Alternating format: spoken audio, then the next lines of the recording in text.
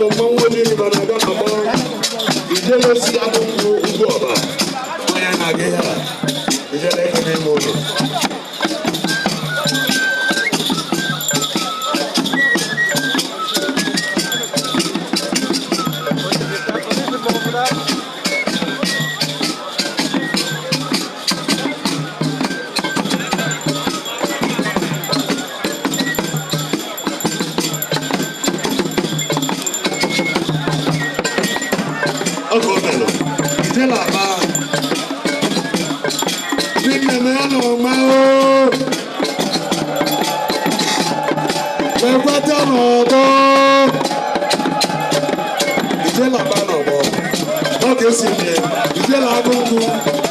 Ojiriver local government area Nigeria.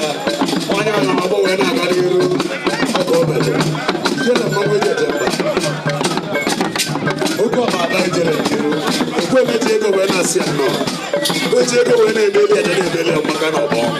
Ọsọ ekwu eme. Ọsọ ekwu eme. Ọsọ ekwu eme. Ezi nwa mụchalụ ka ọmụ oke ọgọ isi ọgọ. Kenele m high chief.